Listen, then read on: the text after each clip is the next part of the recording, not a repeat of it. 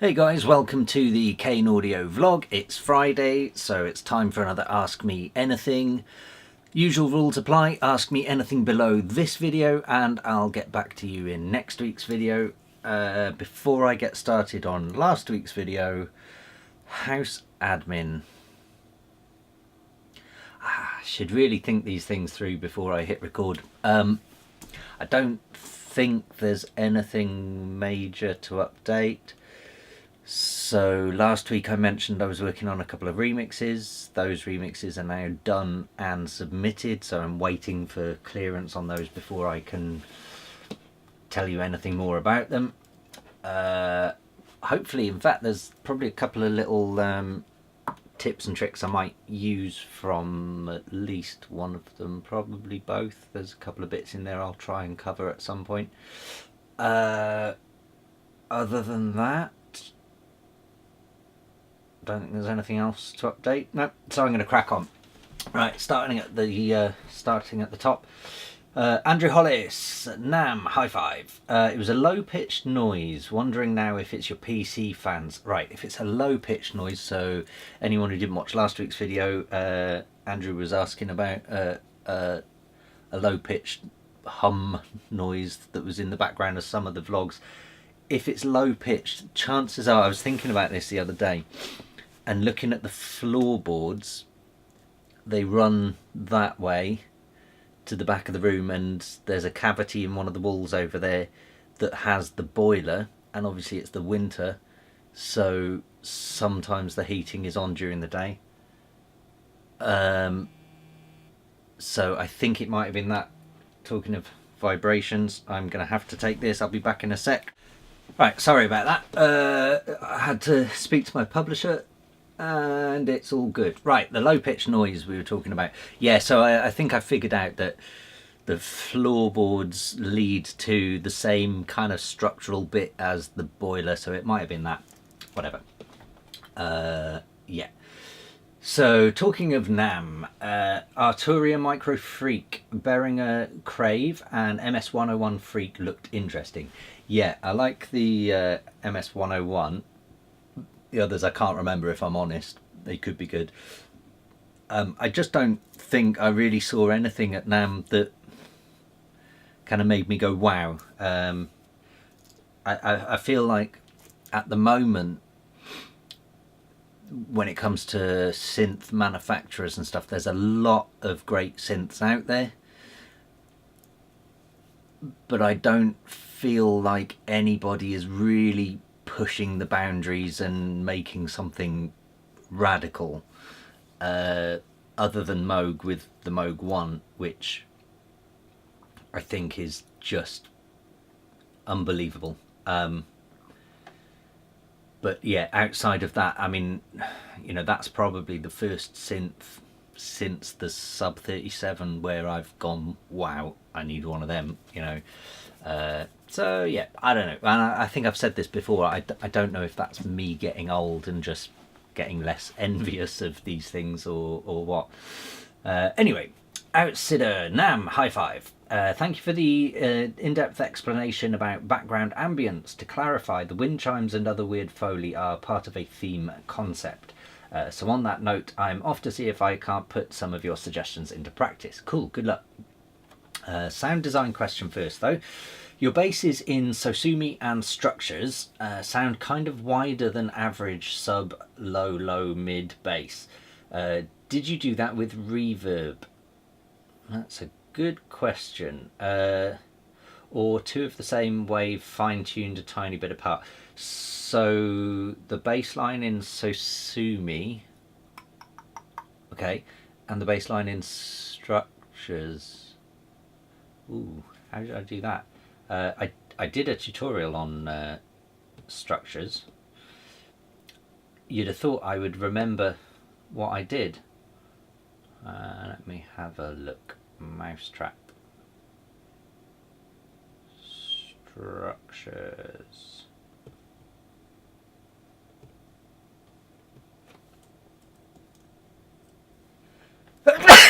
Excuse me.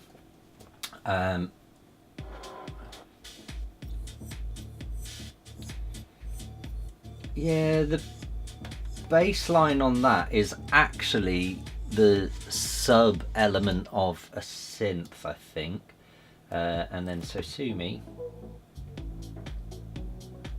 Right, yeah, so that's reverb, definitely. So there's a bit of both in there. The bass elements to structures, if I remember rightly, was Xfer Serum, maybe Sonic Academy Anna 2. And it would have been slightly detuned, probably 4 or maybe 8 voices on the bass, so there would have been some slight detune separation. So yeah, so that would have been it. Something I will clarify here as well is that always in my mixes and masters I use a mono maker, so even though those things are stereo bass lines, I also use a mono maker on them at the end, where anything below 150, maybe 200, maybe 300 at the most, but usually around 150 hertz and below, I will force to be mono, just so that it doesn't give any phase issues and things like that. So that's worth bearing in mind. The structures bass line was my Moog Sub 37, so obviously mono, but I did add reverb because that bass line, I open up the filter to become a lead melody later on and in various moments. So yeah, so that's that. Only just noticed this as I was re-listening to your stuff on the train home from work. Thanks for the support. As always, have a great weekend. Thank you very much, you too. Dale H. Emery. About the missing YouTube comments, I've noticed that if YouTube advances to the next video while writing a comment, the comment appears on the video that's playing when I post it and not the video when I started writing. So perhaps some of the missing comments are on other videos, confusing, amusing the viewers there. Right, okay, yeah, that makes sense. So I don't have autoplay enabled on my YouTube myself, so that's never happened to me, but then I've never had comments go missing either, so maybe that's something. So if you guys watching this have had comments missing, bear that in mind, because it does happen. I mean, at the end of the day, look, you know, YouTube is owned by Google, and Google have spam filters and things like that, and I do sometimes get a notification that a comment has come up for review or whatever, and in fairness, it's 99% of the time spot on, because it's usually someone just going, great video, here's my video, and then a link to theirs, which they've probably posted on 100 other videos of a similar nature. So I pretty much reject those, because I refuse to believe that anyone posting that has actually watched my video. So I don't believe that they deserve the attention on their video. However, I will tell you, I usually look at those videos, and I can tell you 99% of the time they're absolute shite, so they're not ones I would want to share anyway. If I thought it was interesting, then I would let it through. Yeah, and also I think it's just one of those algorithm fuck-ups that happens every now and then. I don't think it's a major big deal, but yeah, just keep your eyes open for that. Thank you, Dale. Unknown Artist. Hi buddy, happy belated birthday. Thank you very much. General question this time around. What do you prefer, Marvel or DC? Do you know what?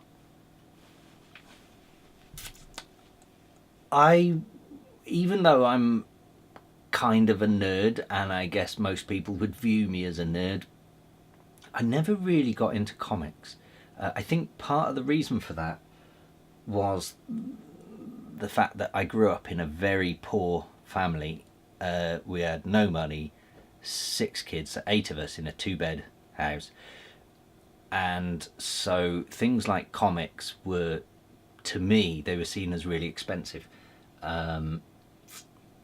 and so I never really had the opportunity to read much comics. I remember a mate of mine when I was young, he was big into the Judge Dredd comics, and I would borrow 1 or 2 of those every now and then. So yeah, so I never really got big into it. And interestingly, now the films are all coming out with the Marvel and DC universes. I kind of struggled with that because I had a favouring, I guess, towards the DC. I preferred the darker things. I loved Batman as a kid. When the cartoon came out in the 80s, I was just all over that. So I think I always had a preference for the DC things, but when it comes to movie production, I think DC are Warner Brothers, aren't they? And they've kind of screwed up a few of those, and so I guess movie-wise I probably venture towards the Marvel stuff. But yeah, weirdly, I'm not a massive comic book nerd. I guess from the films I've seen, I've really enjoyed. I love the more sort of self-mocking ones like Deadpool, and I like the darker ones like the Batman ones. Beyond that, I have watched most of the Spider-Man ones and enjoyed those. All the Logan ones and stuff like that, I haven't really. I think I watched the first Logan one. All the X-Men, I watched the first few X-Men, but never really. They didn't grab me, if I'm honest. I like a sci-fi film, but I think the comic ones are just not my specialty.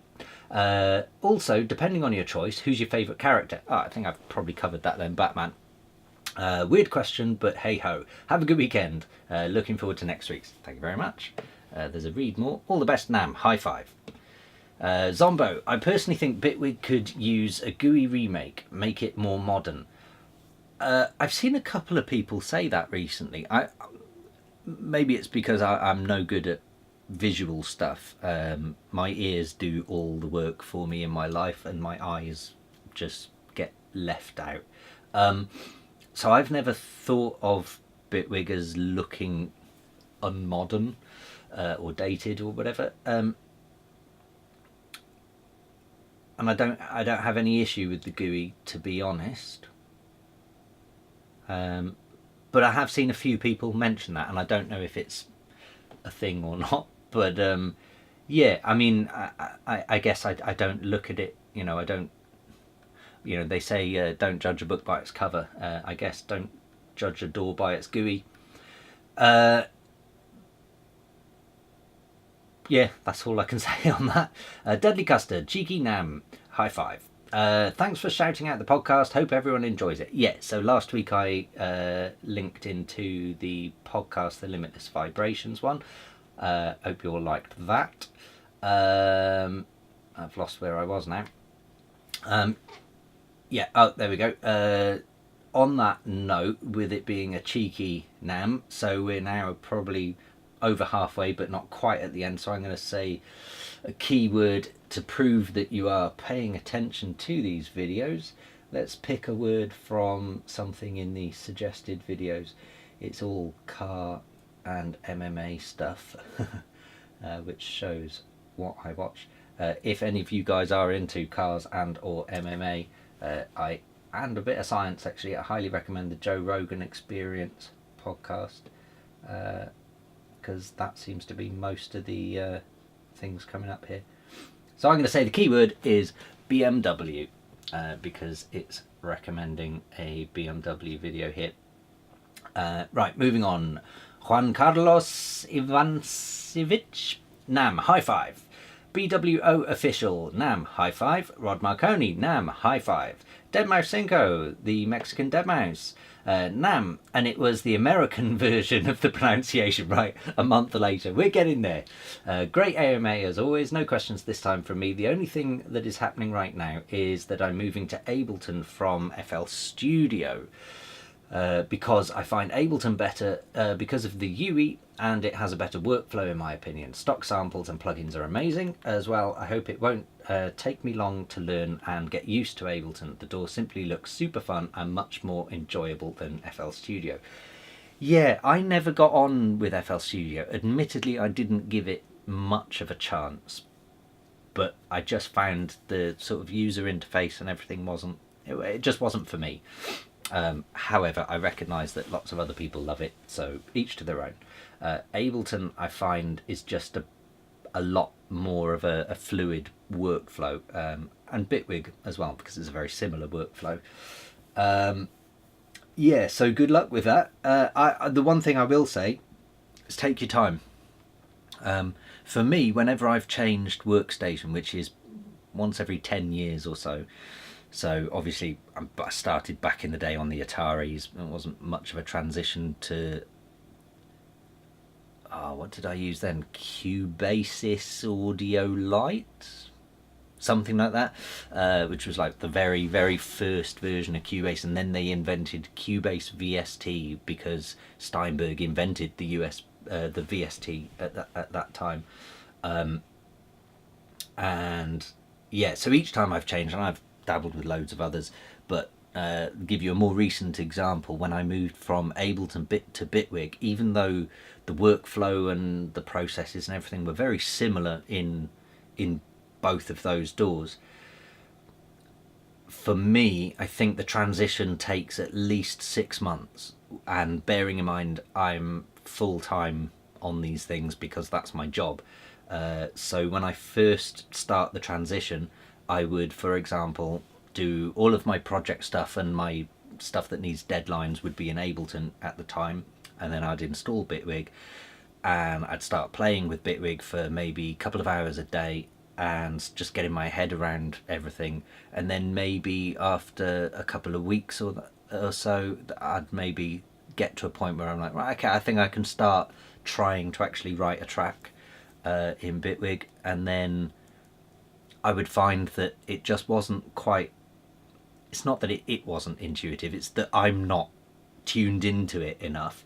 So you're going to find when you transition from FL Studio to Ableton, there's going to be a huge difference. So you're going to find something like drawing in the automation lines or something. There's probably something you do in FL Studio on a regular basis. I'll make it up, something like putting a curve in the automation line so it becomes exponential, is probably something you know exactly what button to press and what mouse click to press, and however you achieve that in FL Studio, you probably know how to do that without even thinking. Your hands just move in and you just do it. It's like surgery. You know, when you move to Ableton, that process might be easier and more efficient, but because your muscle memory in your fingers and hands and your hand-eye coordination hasn't learnt everything inside out, you're going to go, how did I draw it last time? Was it control click or alt click or command click or shift click? And you end up doing a lot of that, so everything becomes a bit cumbersome and a bit slow. So for me, when I transition from one workstation to another, there's usually about 6 months where I'm not quite confident. I might, by say month 4, I'll be writing tracks in Bitwig, but I'm really not 100% happy with them. They're still not as good as the tracks I was writing in Ableton. And the reason is because I'm still in that transition phase where it's not coming to me naturally, which means it's not quite as fluid and intuitive. So yeah, and it's usually by about month 5 or 6 where I start to go, right, now any new project that comes in, any new brief, any new track idea I want to do, Bitwig becomes my first choice. So in your case it'll be Ableton, and then now you set yourself a deadline. You'll know when that time is, but you have to tell yourself, right, from now on every new thing I start is in Ableton and no longer FL Studio. And then you can always go back and finish stuff in FL if you needed. So yeah, so that's my advice for changing DAW is, for me, bearing in mind I make music pretty much full time, 5 days a week. It takes me about 6 months, so I think you need to bear that in mind, that give it time. It's not, even if a workstation is far more superior than the other, it still takes a lot of time for you to become comfortable and natural in your movements, and that's really what makes good music, I think, is about finding that creative flow and getting that juice flowing. And yeah, so take it easy, don't stress yourself out. And I can see there's been a couple of replies. Zombo has said, if you switch, maybe we can collab, bro. And then there's responses there. I love that. If you guys are collaborating by YouTube comments and stuff on my videos, then my videos have been worthwhile. So that's wicked. One thing I will also say on that note, the Facebook group I set up, still slowly building, and I'm still slowly adding a few more people a day to it, so it's gathering a bit of momentum. And I can see a lot of you guys are posting music in there, which is great, and I do listen to it when I can, and I do comment on it when I can. Admittedly, I don't get much time, but I do try. And I have seen a few of you guys offering things like mix down swaps. There was one guy offering, it was Solvale, who offered some mastering to people for free, and he is a good solid mastering engineer. So you know, there's good stuff going on in this Facebook group. I'm going to link below this video in the info box, just so that you can add yourself if you want. Yeah, and then last, Scotty the vlogger, excellent post. Just to let you know, I watched your video in full and liked it, and now put it in my vlog playlist, and I hit the notification bell. Let's stay connected. Cool, thank you very much. That is it for this week. Please do keep the questions coming. Like I say, get involved in the Facebook group. There's a lot of you guys are interested in doing remix swaps, mix down swaps, you know, getting feedback on your tracks and stuff like that. Like I say, I do try and listen to them as well. There's a few of you I've seen have been posting some videos, random bits and pieces. It's all good, and I think that's what this, you know, that's what this YouTube channel was kind of all about. It was about, you know, I spend a lot of time on my own in a closed room with the doors shut, and I make music, I send it to the label, and I don't speak to people, and I don't feel like I'm sharing any knowledge. So that's what this YouTube channel is all about, and off the back of that, that's what the Facebook group is all about. It's just sharing knowledge and sharing ideas. And you know, the music industry can be a big scary place at times, and we aim to sort of combat that. So yeah, thanks to everyone who's got involved so far, and to anyone else, where have you been? So yeah, as usual, like, comment, subscribe, hit that notification bell, and you'll get these videos every Friday. And that is about it for this week, so I'll see you next week. Cheers.